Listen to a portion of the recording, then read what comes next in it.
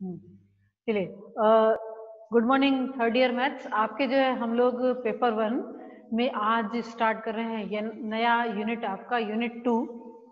और उसमें जो है पहला टॉपिक कर रहे हैं उपसमूह, उप ग्रुप, यानी कि उसको बोलते हैं सब ग्रुप।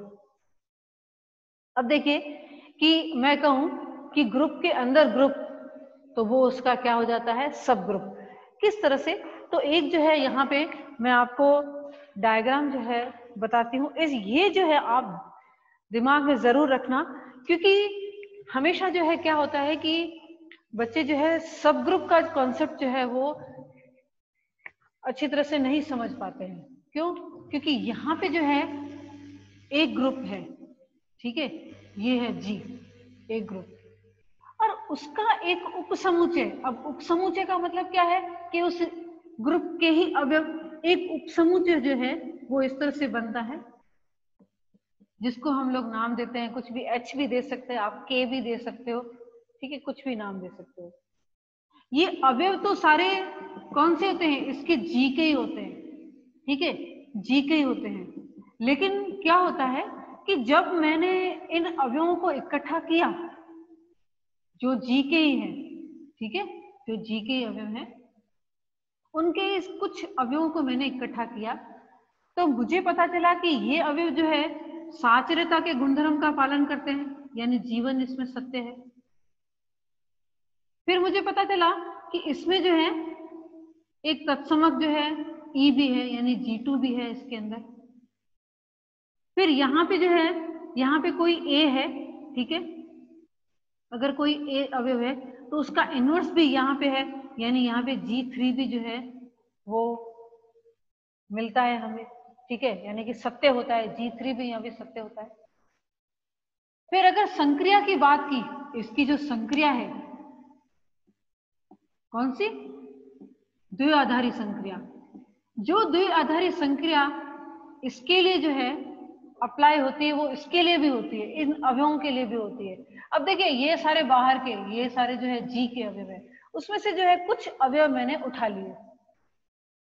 उन अवयवों को जब मैंने देखा, ठीक है, उनमें जो है एनालाइज किया, तो ये मैंने देखा कि उसके जो है अवयव जो है साचर्यता के गुणधर्म का पालन करते हैं, उसमें तत्समक भी है, उसमें जो है प्रत्येक अवयव का प्रतिलोम भी विद्यमान है, ठीक है, और प्लस जो है जो द्विआधारी संक्रिया जो है वो जी के लिए जो है लागू होती है, जी के अवयवों के लिए जो है वही की वही वो एच के लिए भी है।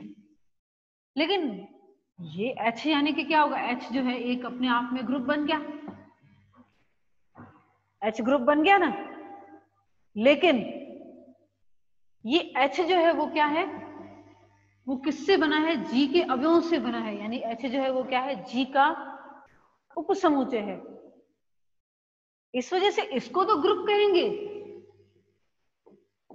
इसको ग्रुप कहेंगे, लेकिन जब ये ग्रुप के ही अवयवों से बना है तो उसको हम लोग उपग्रुप कहेंगे, उसको हम लोग उपग्रुप कहेंगे, ठीक है। तो अभिग्रहित हैं जो ग्रुप के, वो इस H के अवयवों के लिए सत्य होते हैं, प्लस जो संक्रिया जो है द्विआधारी संक्रिया जी के अवयवों के लिए जो है वो लागू होती है, वही की वही यहाँ पे H के अवयवों के लिए भी है, ठीक है।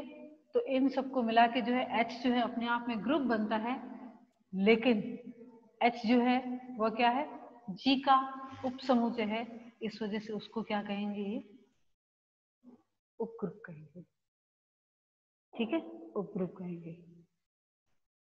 तो यहाँ पे जो है जो संक्रियाएं जो है, जो भी परिभाषा होगी वह जी के लिए होगी, वही की वही जो है द्विआधारी संक्रिया की परिभाषा हमारे एच के अवयवों के लिए भी होगी, ठीक है। ये जो है इन शॉर्ट मैंने आपको इस तरह से जो है डायग्राम से जो है बता दिया है। इसको मैं लिख देती हूँ यहाँ पे, साचर्यता, तत्समक, यहाँ पे ये प्रतिलोम, ठीक है, इस तरह से ये ग्रुप बनता है। तो ये डायग्राम जो है ना वो दिमाग में रखना हमेशा, जब भी हम लोग ये स्टडी कर रहे हैं आगे, तो ये दिमाग में रखना, अगर ये रहेगा ना तो आगे भी पढ़ने में आपको आसानी रहेगी। ठीक है, तो इस तरह से ये मैंने डायग्राम से बताया, और यही जो है हम लोग अपने शब्दों में लिखेंगे। ठीक है, पूरा का पूरा जो है किस में लिखेंगे, ये शब्दों में लिखेंगे। तो चलिए, परिभाषा क्या बोलते हैं, उप समूह, उप ग्रुप, या फिर सब ग्रुप। उप समूह, उप ग्रुप या सब ग्रुप। ठीक है, तो चलिए लिखेंगे कि किसी ग्रुप जी का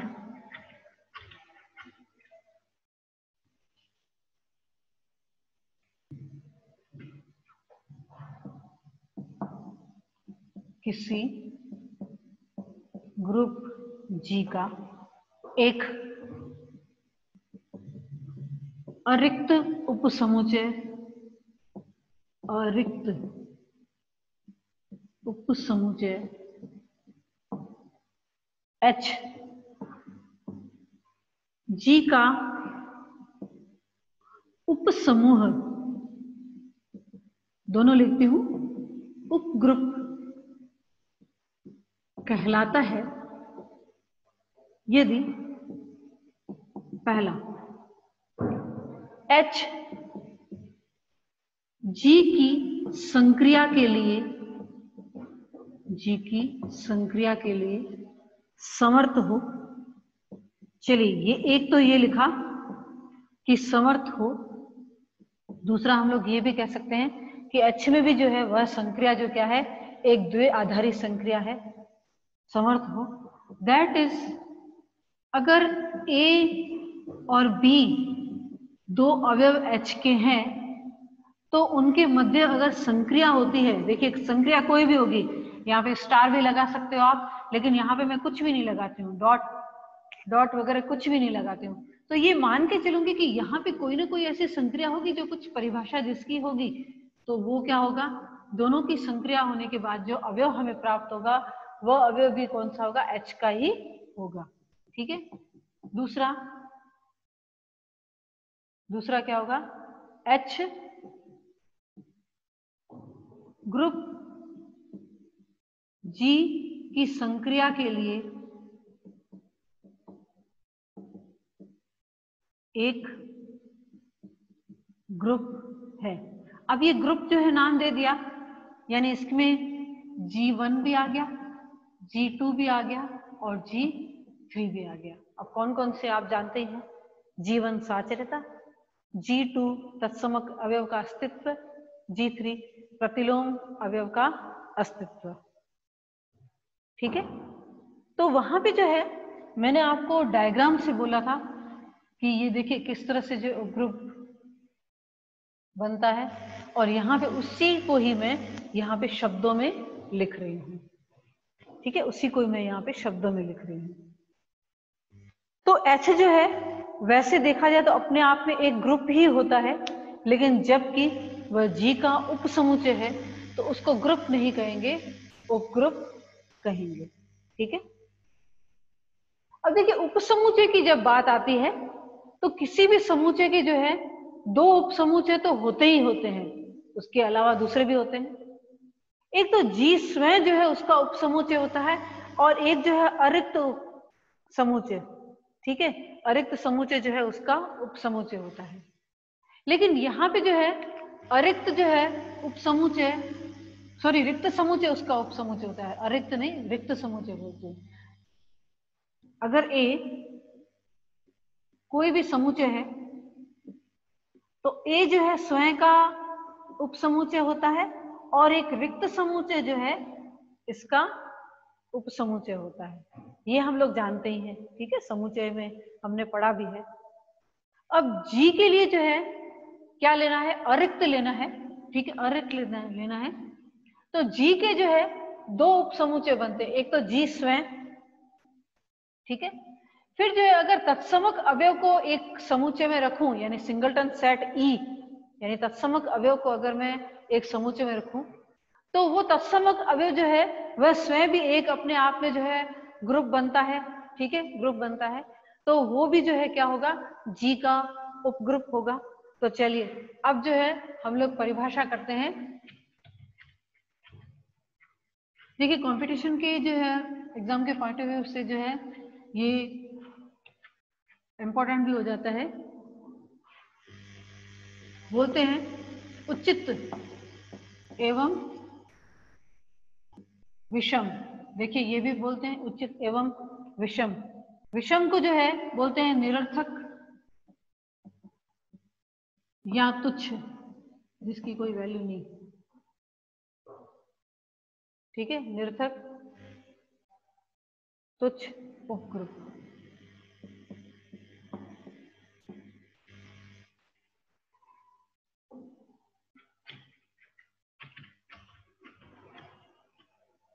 चलिए लिखेंगे इसमें प्रत्येक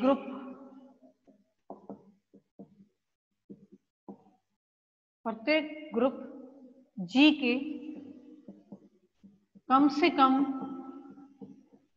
2 उपग्रुप होते हैं, 2 उपसमूह बोले, उपग्रुप होते हैं, जिसमें पहला जी स्वयं और दूसरा सिंगलटन सेट ई यानी तत्समक अवयव। सिंगलटन सेट ई यानी कि तत्समक अवयव। इन्हें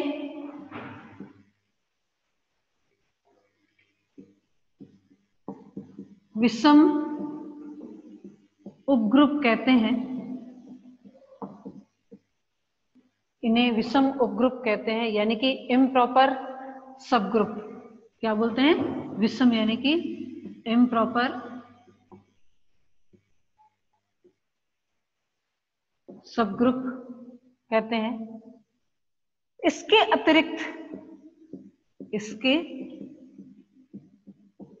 अतिरिक्त अन्य कोई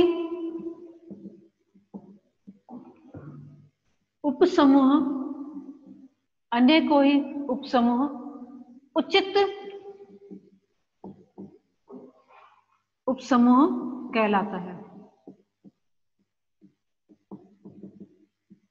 उचित उपसमूह कहलाता है, ठीक है। अब जो है एग्जाम्पल, ये एग्जाम्पल जो आप अच्छी तरह से जानते हो, ठीक है, जिसमें पहला, अगर मैं पूर्णांक संख्याओं का समुच्चय z ले लूं और संक्रिया जो है योग की ले लूं यानी कि एडिशन की ले लूं, वह जो है परिमेय संख्याओं का समुच्चय यानी सेट ऑफ रैशनल नंबर का जो है उपग्रुप बनता है, ठीक है, इसका उपग्रुप बनता है।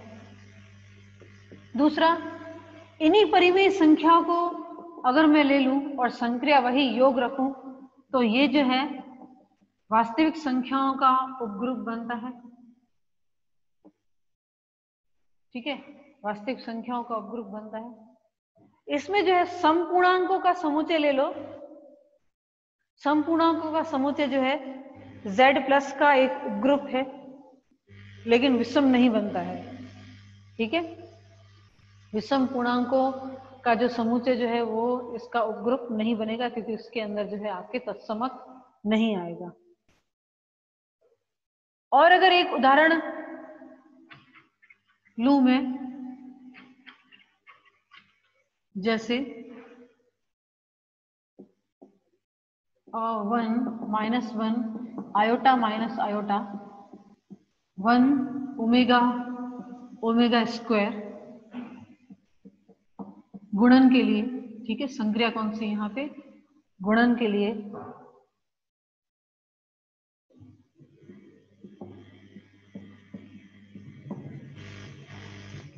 का उपग्रुप जो है वो बनता है, ठीक है। ये उपग्रुप के कुछ उदाहरण हैं। हम लोग जानते ही हैं कि Z is a subset of Q and Q is a subset of R, और ये सारे समूचे जो है क्या है, कॉम्प्लेक्स नंबर में आते हैं। वो किसके उपसमूचे हैं, ये C0 यानी कि नॉन जीरो कॉम्प्लेक्स नंबर्स, ठीक है। C नॉट से मतलब है नॉन जीरो कॉम्प्लेक्स नंबर्स। ठीक है, अब एक थ्योरम है जो मैं आपको लिखाऊंगी नहीं, लेकिन मैं आपको सिर्फ शब्दों में बता दूं। अगर H जो है किसी ग्रुप का जो है उपग्रुप है, तो उसमें जो है तत्समक अवयव वही होगा जो G का है। ठीक है, उसमें जो है प्रत्येक अवयव का प्रतिलोम जो है वही होगा जो G में है। ठीक है, ये सिर्फ मैं आपको ओरली जो है बोल के बता रही हूं कि दोनों में तत्समक अवयव भी सेम होंगे और दोनों में जो है अवयवों का प्रतिलोम भी जो है वो सेम होगा। ठीक है, क्योंकि अवयव वही G के ही होते हैं, तो क्लियर है कि तत्समक और जो है यहाँ पे प्रतिलोम वही होने चाहिए। ठीक है, नेक्स्ट जो है एक, चलिए मैं रिकॉर्डिंग में बोलूं, चलिए नेक्स्ट जो है आपके आ जाता है कि कॉम्प्लेक्स ऑफ अ ग्रुप, यानी कि ग्रुप के सम्मिश्र, ग्रुप के कॉम्प्लेक्स या फिर क्या कहते हैं ग्रुप सम्मिश्र, कॉम्प्लेक्स ऑफ अ ग्रुप। ये क्या कोई भी अगर अरिक्त उपसमुच्चय ले लो, ठीक है, अब वो ग्रुप नहीं होना चाहिए, यानी कि उसका उपग्रुप नहीं, लेकिन सिर्फ जो क्या है उपसमुच्चय, किसी भी ग्रुप का उपसमुच्चय जो है क्या कहलाता है, एक कॉम्प्लेक्स जो है वो कहलाता है। अब यहाँ पे जो है उपसमुच्चय कह रही हूं तो इसका मतलब वो नहीं है कि वो उपग्रुप है, सिर्फ जो है उसका क्या होना चाहिए उपसमुच्चय, यानी कि उसका सिर्फ सबसेट होना चाहिए। लिखेंगे कि ग्रुप जी का कोई अरिक्त उपसमुच्चय, अरिक्त उपसमुच्चय H G का कॉम्प्लेक्स कहलाता है।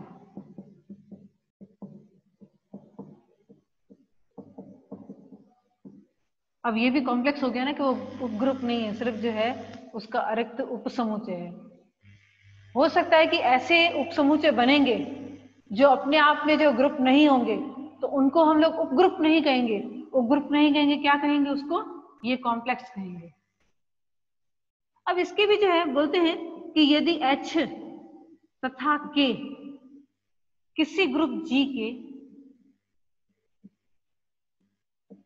किसी ग्रुप G के कॉम्प्लेक्स हो,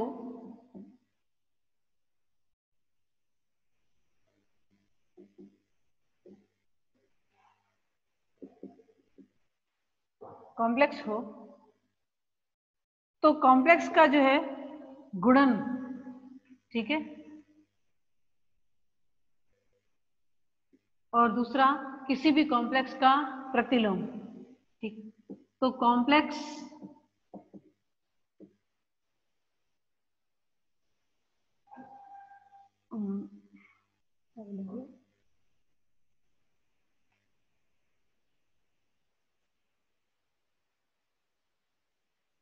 कॉम्प्लेक्स गुणन एवं प्रतिलोम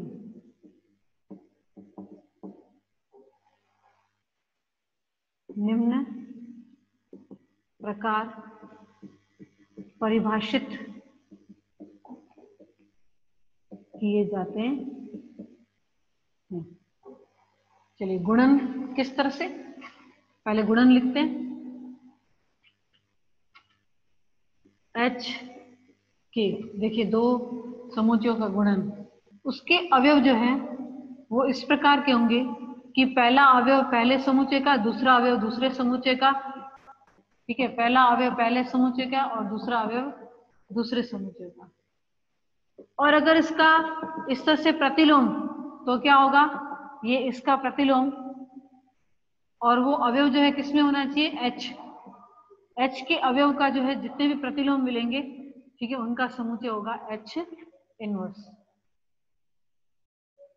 ठीक है, तो इस प्रकार जो है गुणन और प्रतिलोम जो है इस प्रकार, ये पूरे समुच्चय का बता रहे। देखो समुच्चय में भी उसके अवयवों का, समुच्चय का गुणन, लेकिन उसमें जो है अवयव होते हैं इस प्रकार से। अब देखिए प्लेस ऐसा ही होना चाहिए, ऐसा नहीं KH कर दिया तो HK लिखा, नहीं, अगर HK है तो पहला अवयव H का ही होना चाहिए, दूसरा अवयव K का ही होना चाहिए, इस तरह से। इसके कुछ प्रगुण लिख लेते हैं, ठीक है, और उसके बाद जो है यहाँ पे ये पूरा हो जाता है। नेक्स्ट आता है कॉम्प्लेक्स के प्रगुण। पहला, ठीक है, फर्स्ट, इसमें भी जो है हम लोग देखते हैं कि इसके जो है HK और L जो है 3 कॉम्प्लेक्स है। तो देखिए ये साचर्यता के गुणधर्म का पालन करते हैं, उसके अवयव, हाँ, ये समुच्चय खुद नहीं, उसके अवयव अगर इस तरह से हम लोग अरेंज कर लें तो उसको इस तरह से लिख सकते हैं। और दूसरा, अगर HK का प्रतिलोम लोगे आप तो पहले K का प्रतिलोम और फिर जो है वो H का प्रतिलोम, क्योंकि ये हमने ग्रुप में देखा है कि AB का इनवर्स इज इक्वल टू क्या आता है, B इनवर्स A इनवर्स, ठीक है। हमने जब ग्रुप में देखा है कि AB का अगर हम लोग इनवर्स करते हैं तो ये आता है B इनवर्स A इनवर्स, ठीक है। अब एक और बात यहाँ पे आती है, अगर ये एक कॉम्प्लेक्स है और फिर बोलते हैं कि अगर H जो है वो G का उपसमूह हो जाए, यानी कि उपग्रुप हो जाए, उपग्रुप हो जाए, तो पता है क्या होगा कि H इनवर्स का हमें फिर से H प्राप्त होगा, ठीक है। और दूसरा, अगर H के दो अवयव H और H का हम लोग गुणा करेंगे, ठीक है, H और H का अगर हम लोग गुणा करेंगे तो हमें जो है H ही प्राप्त होगा। ये आएगी बाद में, इंपॉर्टेंट है, बाद में जो है आएगा। तो ये है कुछ कॉम्प्लेक्स के बारे में जो है आपको मैंने बताया। कॉम्प्लेक्स क्या होते हैं कि किसी भी ग्रुप के अतिरिक्त उपसमुच्चय है जो है वो क्या कहलाते हैं, कॉम्प्लेक्स कहलाते हैं। और ग्रुप जो होता है ना वो एक अलग तरह के अवयव होते हैं। क्यों? क्योंकि वहां पे जो है अवयव जो है वो बाहर नहीं जाते कहीं पे भी, उसके अंदर ही रहते हैं, क्योंकि संक्रिया होती है तो भी G के अवयव प्राप्त होते हैं, ठीक है, प्रतिलोम भी उसी में मिलता है, तत्समक भी उसी में ही है, ठीक है।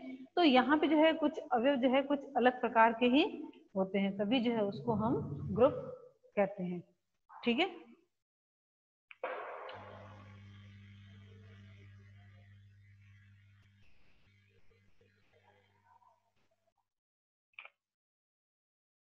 अब जो है हम लोग एक थ्योरम करने जा रहे हैं जिसको मैं ब्रीफली जो है यहाँ पे पहले समझा दूं और कल जो है हम लोग इसका प्रूफ करेंगे। अब मान लीजिए कि मेरे पास कोई ग्रुप G दिया हुआ है और उसका एक जो है उपसमुच्चय भी दिया हुआ है, ठीक है। एक ग्रुप G है और उसका जो है एक उपसमुच्चय H भी मुझे दिया हुआ है।